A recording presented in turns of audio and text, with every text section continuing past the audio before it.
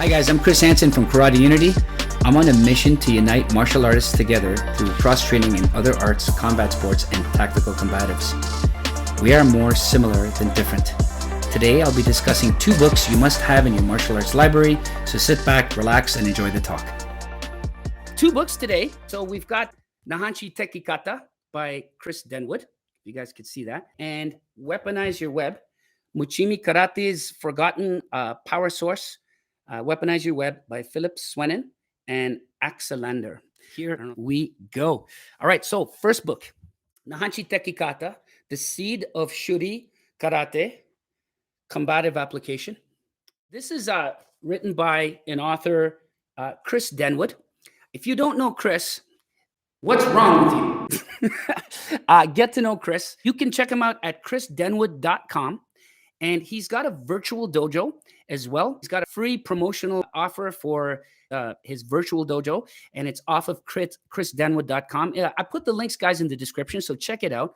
And he's also got a paid platform as well. I highly recommend his work. I've worked with the man through the seminars, and we've done some collaborations online. And so beautiful cover. It's a soft cover. I don't know if you can get it in hardcover. It's available on Amazon.com, and I think you can get it directly from his website as well. Now that I've known Chris, unfortunately just through virtual means, I can't wait to meet the man. This cover represents who he is because he's a very traditional man, very neat and articulate in the way he does his techniques and the way he presents himself. So this is elucidated here in this cover, right? So let's open it up. Let's take a look. So he gave me a little inscription over here. Thanks for connecting, and I hope you enjoy the read. So it's split up into sections. Okay, so we've got the Bunkai Nidan and Bunkai Sandan. And he's got 10, 20, 21 chapters. And it's a great, great breakdown. So I'm going to give you some big, giant takeaways. Okay, you guys ready? All right. Giant takeaway number 1. I love this idea. Right over here, there's a chapter that he talks about. It's called Reactive Tactics. It's chapter 11. And he wrote over here, Karate Kata are just forms or templates of sort. It is the function of their application that needs to be mastered. And then, of course, you know, this was a name drop by Choki Motobo. If you page through and you get to page 140, it talks about reactive tactics. Okay, so now I'm going to show you a couple of pictures here. All right, and so you've got this, you know, in depending on the type of Naihanchi that you do. Okay, there is this salutation, so to speak. Okay, this movement, and you see it a lot in traditional kata. You know, this movement here, right? And you're bringing it down, and then you open up and all this kind of stuff. I love how Chris treated this and how he looked at this. And just to give you a little bit of a background on Chris Denwood, this movement here, okay, he breaks it down in a very engineering, mechanical kind of way, and that reflects who Chris Denwood is.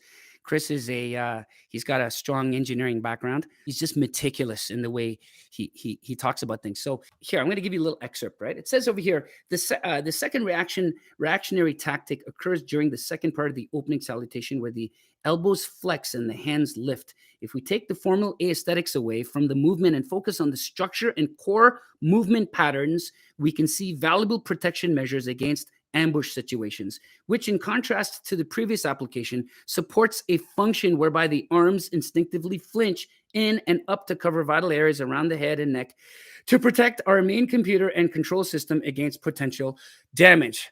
Whew, that was a mouthful. I would tell my students in my class to shorten it up, but Chris, I love you, bro. Okay, so this movement here, okay? Here, down. Now, he talks about he says over here, we must search past the classical formalities and standardizations in kata in order to find potential. I love that part. I'm going to show you what he's done here and just quickly demonstrate, right? Slight adaptations help bring the principle-based lessons of the kata to life and offer a greater range of applications. So these are all the things he's done with this. Okay, so let me show you the pictures so you guys get a little feel for it. So take a look, right? So here's the move. Here's one application. Here's another application. And here's another application. Okay. And now he's done some more on this side, right? Where he uses it to crash in. Uses it to crash in, right? Check it out. Okay. So I've basically used all of these things. I've stress tested all of them, some of which I discovered through his work, but most of which these things happen, through cross training and just from natural reactions. So he talks about structure, taking this and attaching it to your head. He calls that a minor adaptation. I think that's subjective to your purpose. To me, it's a major one because you're securing a structure here, so it's important. But anyway, little semantical differences, no big deal. But he uses this to crash in, right? Now, if you take a look at a lot of tactical combative instruction, the whole genre of tactical combatives, they make themselves small, they get really tight, and they go right in. Right, that is one strategy of increasing your odds of success. Right, and it's just ambushing, just getting right in like that. Right, so that's one way he uses it.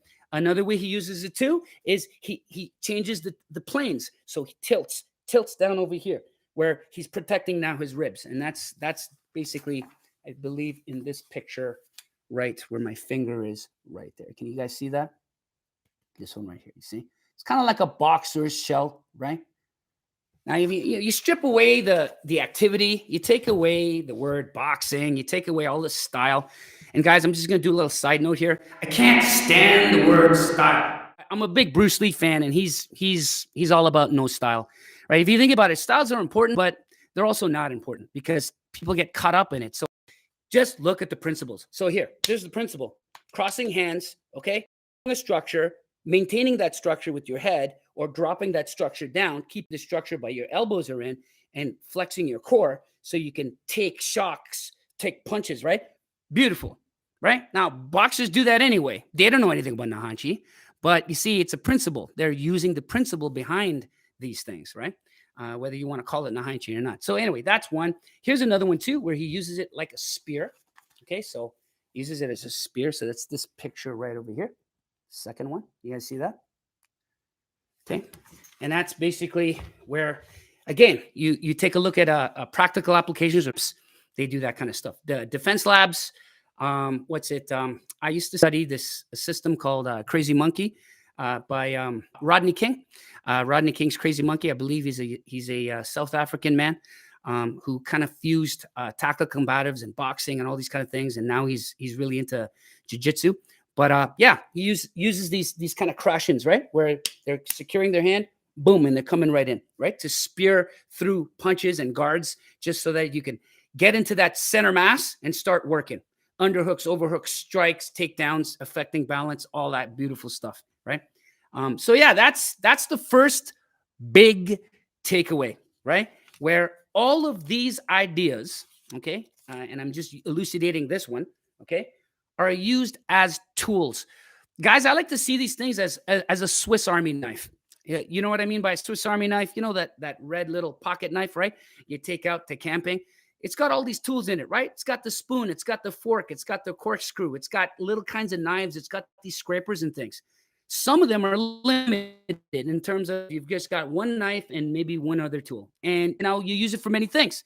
Not just the traditional cutting. You can use it to skim wood to make some what do you call it? That light stuff for a fire, right? Chopping fruit, turning things, picking things out, right? So you find creative ways to hold it, use it, articulate it in space, change grips with it, all that stuff, man. So Chris is on the right path. Totally agree with you, brother.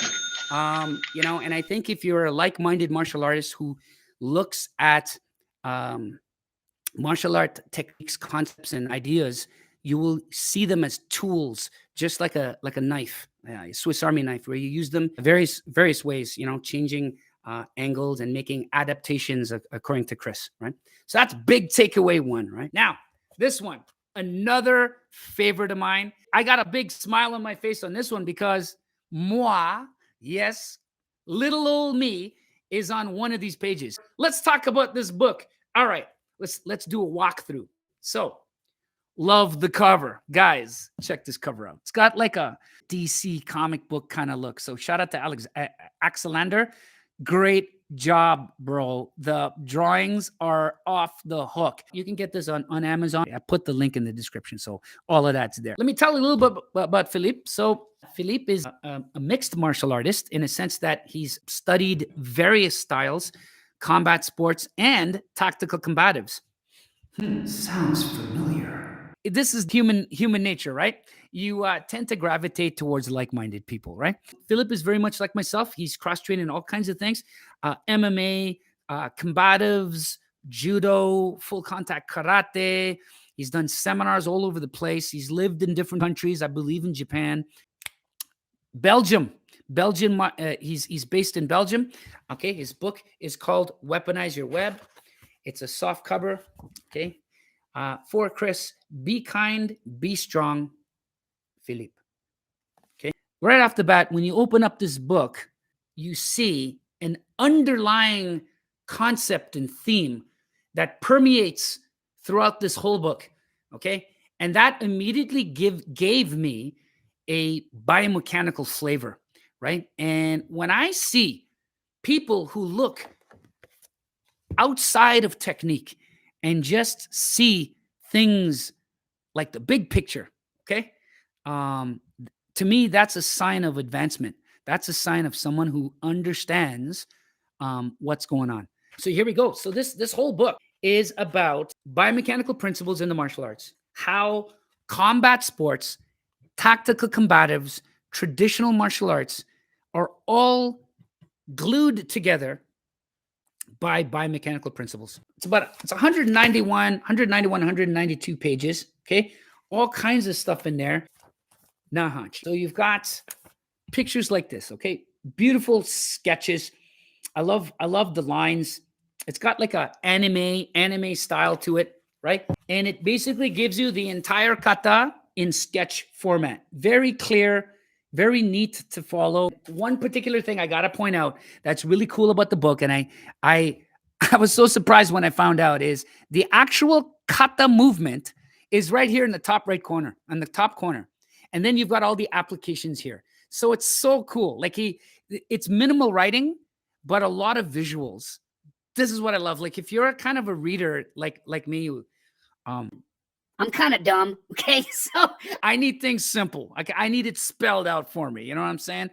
Big print, big pictures, lots of icons.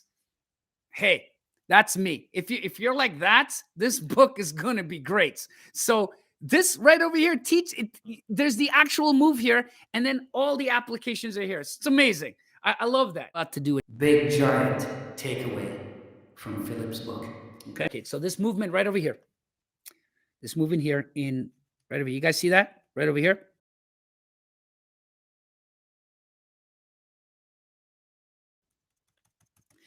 So this movement here, it's a transitional movement. So you start off like this, right? You step across, do a foot check, you put it down, and you cross your hands here, and then you release this hand, pull it out, right? So it's that transitional motion here, okay? I love how he breaks it down. Some of the inspiration for this chapter was from talking to me. A couple of things that we covered in our seminar, and I utilized this. And if you take a look, guys, at my YouTube channel, and you look at all the Naihanchi series of shorts and videos that I have, I talk about this and break this down as well. And Filip breaks it down beautifully with great sketches, a good simplistic biomechanical breakdown.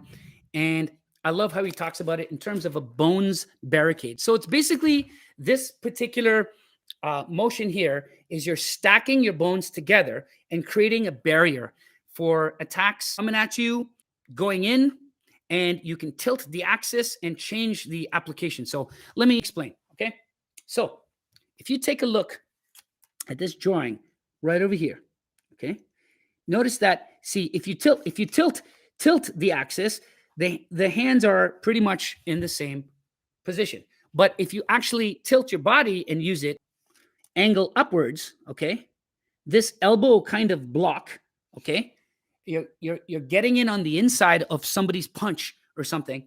This type of crash, it's useful. It's a block. He says over here, if you lift the elbow of your front arm even higher and lean backwards, you can let the opponent attacks crash into your elbow and forearm. Okay. By moving the elbow from left to right, you can also stop hook punches. Okay. And there's a footnote attached to it. And it's basically MMA fighter Rory McDonald uses this amongst many others. For sure. A boxer trainer that trains this technique of rolling with their elbow, rolling with the elbow and tilting up and smashing punches, and even also lifting punches to get in, right? They use that technique for, it's kind of like a can opener where you're lifting up a guard or coming underneath a punch and going, right? Is Tom Yankello, Roy Jones Jr. coach, along with Spadafora. I don't know if you're into boxing, you guys know Spadafora. He uses that elbow smash, that elbow lift. He uses elbows a lot to come in, to crash in. This exact structure. It's used in combat sport. It's used in self-defense. Now, shout out to Martin Kudzia from Karate Noise. Martin Kudzia is part of this collective. He's my tactical combat guy that I take a lot of advice from, along with my local guys over here. But he introduced me to this idea of the 360. Okay, and it's nothing new. The 360. Let me explain. Attacks are going to happen by surprise, and they're going to happen on a 360-degree plane, basically a sphere. They're going to come at you at a sphere. So often when we shadow box, often when we do bunkai, often when we're doing stand-up drills and Kihons and stuff, what pattern do you think we follow? Our techniques are just kind of like on a line, really, right? Even if it's on an angle, it's on a line. We spaced here, it's on a line, right? But we don't really stay in one spot and we're blocking and attacking. Say we're facing here, we're dealing with this. We don't practice that often. And I think we should, if we're going to be developing our 360-degree kind of peripherals for self-defense. The reason why I'm talking about this, guys, is because this particular movement here, okay, I've adapted and learned through Martin, okay, on how to use that. So say someone's in the front, you know, you throw that shot, your hands down, and then something comes this way. Well, you can't really block. It's too, right? Your hands are down already. So use closest weapon, closest target. You got the elbow. This is where the Naihanchi structure comes in. This bones barricade that Filip's talking about in this drawing right here. The part that I was mentioned in here, the double forearm wall, right? So this one right over here. This one here. This bones barricade, it's basically a cram. Use it to cram. I learned this in Muay Thai, where you're wearing gloves and you just put up your hands like here to block shots, and then you come in. You come in to wipe and hit, right? You come in to wipe and clinch. And this is where the beauty of martial arts is, guys. This is, to me, this is where the art is. Use all of these things like a Swiss Army knife, like a tool. You use it in various ways. You take it out, you cut things, you change the angles of the way you use it. Like, look, when you're using a knife, you're not just gonna cut it in one way, right? You're using it in all kinds of ways, right? For cooking, for defense, for whatever, for a tool to scrape stuff. So you use these techniques just like that. And that's where Chris and Filip have in common. They both showcase these techniques in Naihanchi in creative ways.